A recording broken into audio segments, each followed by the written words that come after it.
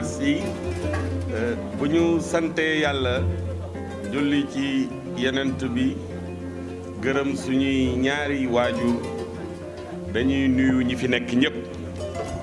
waaye foog am ñu ma ci fësal di nuyu le maire de la commune de Jaxaay ndax ñoom ñoo ñu dalal di nuyu l'honorable député maire de la commune de Kër Massar di nuyu le directeur de l'élevage avec toute sa délégation représentant madame le ministre di nuyu le président Omar Kane ngeen di ko wooye Abou Kane mais xam naa ne Omar bee dàq comme man it Omar laa tudd moom président de la FENAFO et président de l'ANAP di nuyu suñu xarit suñu sëriñ Galas Amina di nuyu kilifa yi fi toog notable yi ñoom Pa Mansour Mbodj ñoom Baye Gora Diaw Baye Ndemba Fall kulim juum mais fàttewuma kenn ñëpp laa ci boole di nuyu ñi fi nekk ñëpp parce que bu ma nekkee fi di lim day gudd mais damay wax tey bésu mbégte la mais xëy na dañu jàpp lu bëri rek parce que am na solo ma revenir at nit ñi dañu foog ni xuloo wala jàppante dafa am man sama diggante ak président Omar Kane mosuta am problème dama bëgg mu leer mosuta am problème ndax man 2012 laa ñibbi si Sénégal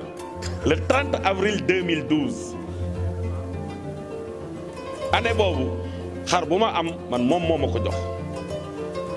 bu 15 heures jotaan damay bàyyi sama bureau du ma liggéeyati dem place am di xool xar ya fa ne ñuy waxtaan mu may jox ay xar ñëw sama gétt donc boobu ba léegi dañu continuer am des relations très cordiales te li yàlla di def moom son grand frère qui était à l'époque le directeur du BOM man ma nekkoon conseiller technique numéro 1 Seydou Sy Sall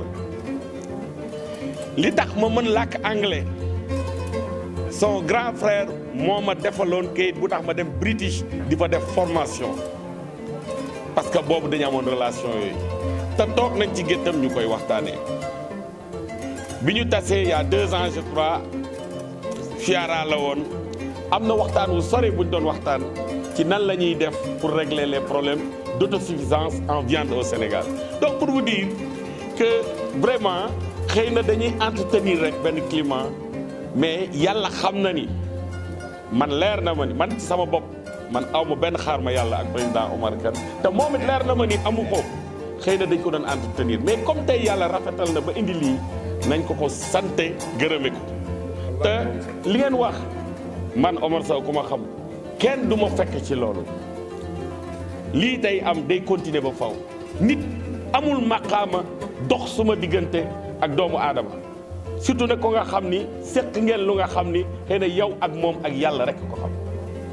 donc vraiment dama bëgg seen xel dal ci loolu d'ailleurs maa ngi koy wax ni comme léegi avenir dugg si ne xanaa magistrat war na mën a ñëw bergerie Khadim Rassoul loolu moom foog ñu wax ci alors may wax ni vraiment ci bésu tey bi li may commencer mooy les maires le maire de Jaxaay dafa am benn message bu mu lancé mais messieurs les maires bu ngeen bëggee association yi ak élevage jàppale leen yéen tamit foo ngeen seqi ay jéego ndax dans votre programme d'investissement communal war ngeen ci mën a réserver une part importante à l'élevage te ngeen fexe association locale yi ngeen nekkal ngeen invité leen ñëw waxtaan ak ñoom boole leen ci biir. Ensuite, l'initiative des maires pour l'autosuffisance en moutons de Tabaski gën leen ci dugg parce que je parle sous le contrôle du directeur de l'élevage su ko defee ngeen mën a fexe ba seen gox yi élevage bi gën fa am doole parce que tey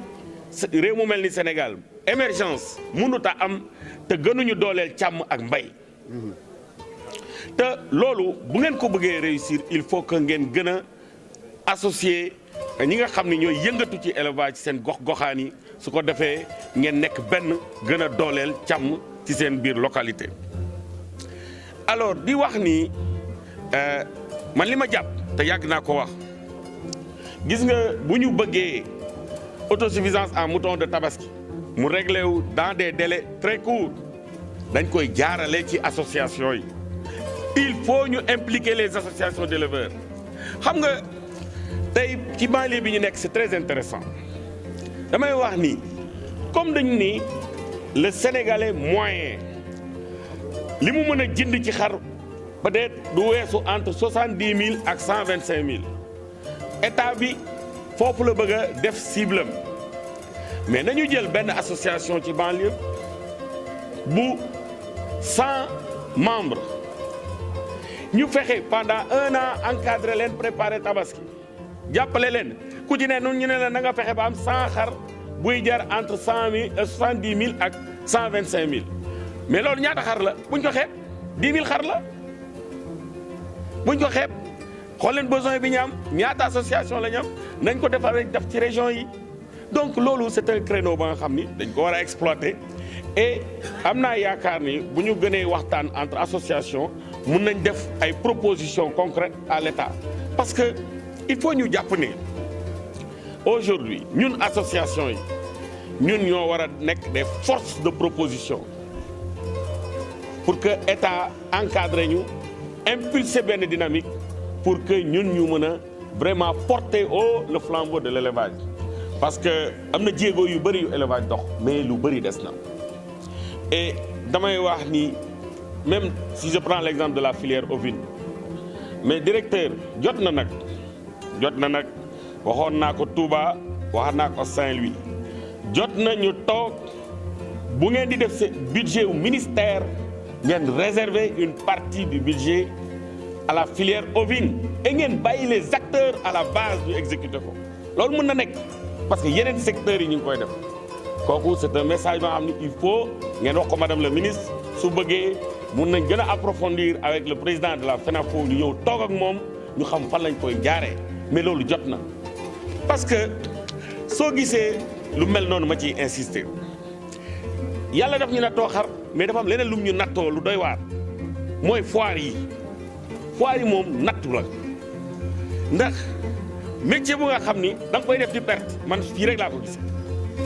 parce que ñii def foire am ci dara bëriwul et pourtant boo ko deful yow président bi bu assemblée générale ñee ñu dàq la ñu ne defoo fi dara parce que éleveurs yi foire lañ bëgg alors pour que nag ñu mën a génn ci train bi continuer foire yi ba pare nit ñi mën a def yeneen liggéey parce que y a d'autres défis qui nous attendent excusez-moi il y a beaucoup de choses yu ñu war a def yu dul foire te foire yi xaalis la donc war nañu fexe ba au moins la logistique waxoon naa ko dinaa ko waxaat ñu am le patrimoine des éleveurs il faut que nit ñi comprendre loolu Sénégal rek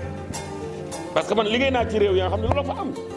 boo demee Rwanda gii nga xam ne y a moins de 20 ans yàqu woon na ñu raw ñu tey raw ci pays africains yi mais noonu la ñuy doxee et patrimoine des éleveurs boobu may wax il faut que ñu comprendre tey ñi ngi soxla ay barrières et maa ngi remercier le président Baye Bada ndax ay barrières Touba la ñu yónnee ñu def ci Fiara ba pare jëlee ko fa indi ko fii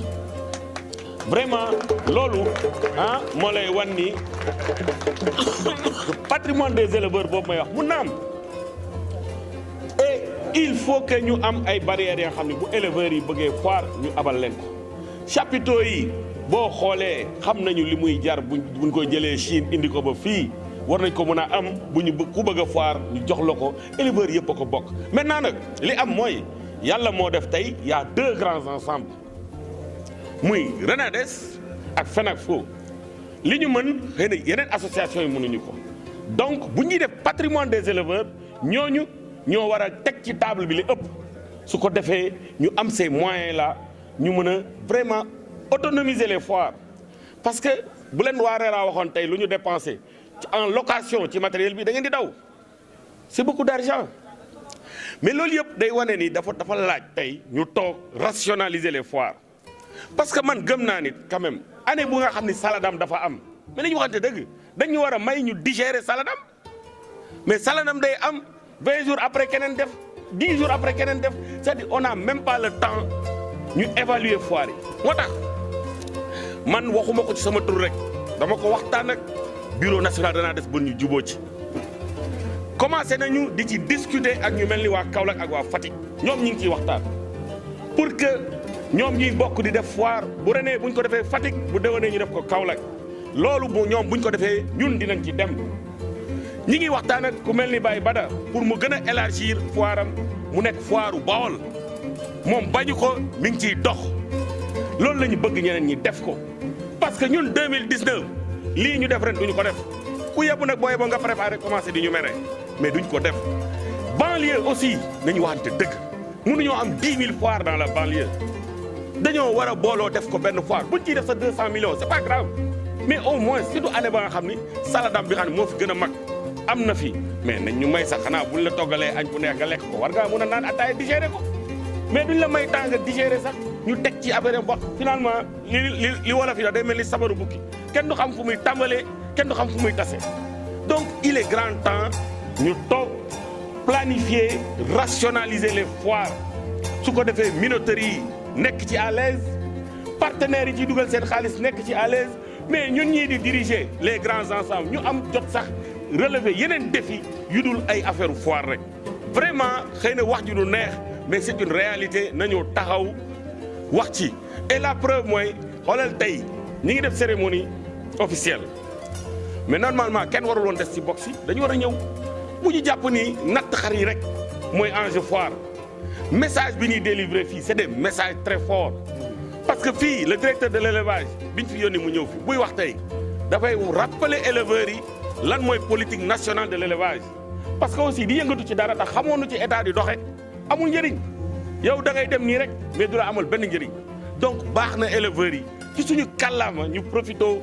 ci occasion yi ñu ñëw toog dégg am ni ñoo yor levier yi ñu discuter ak ñoom mais affaire bi du toog topp suñu xar yi rek pour bu natt bi bu ñu wootee natt bi ñëpp daw ñëw bu ñu wootee leneen keneen du ñëw loolu aussi du tax nit ñi am volonté am ay encouragement pour mun a jëmale yëf yi kanam